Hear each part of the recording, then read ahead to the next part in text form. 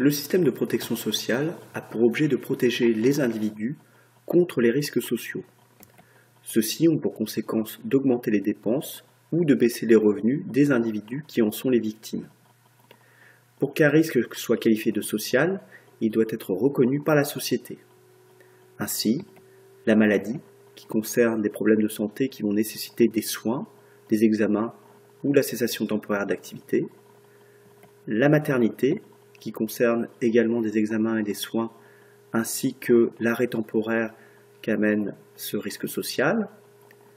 L'invalidité, qui concerne la réduction des capacités de travail. Le décès, qui engendre un coût et une perte de revenus liés au décès d'un parent. La famille, qui concerne les charges liées à l'arrivée, à l'éducation et à l'entretien d'un enfant. La vieillesse, qui entraîne la cessation d'activité. Ou encore les risques professionnels, qui concernent cette fois les accidents du travail et les maladies professionnelles, sont reconnus depuis 1946 avec la création de la sécurité sociale, composée de 4 branches. À cela s'ajoute la perte d'emploi, qui amène les pouvoirs publics à créer l'UNEDIC en 1958. Ces différents risques sont qualifiés de traditionnels. Avec l'évolution de la société, d'autres risques apparaissent ou prennent de l'ampleur, qui sont qualifiés d'émergents.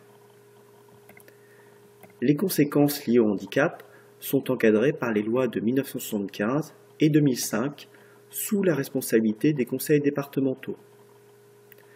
À travers ces lois, notamment la dernière de 2005, des prestations comme la PCH, prestation compensation handicap, qui va permettre notamment d'aménager l'habitation pour compenser le handicap, l'ACTP, allocation compensatrice tierce personne, qui permet d'embaucher une tierce personne pour accompagner au quotidien la personne handicapée, ou encore l'allocation adulte handicapé, qui est un revenu de remplacement pour les personnes qui ne peuvent pas avoir d'activité professionnelle.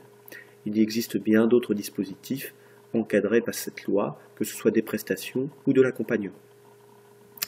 Un autre risque qui concerne la pauvreté a vu la création du RMI en 1988, qui sera suivi du RSA en 2009, et qui va permettre aux personnes de bénéficier d'un minimum de ressources financières, et également d'un accompagnement vers la reprise d'activité professionnelle.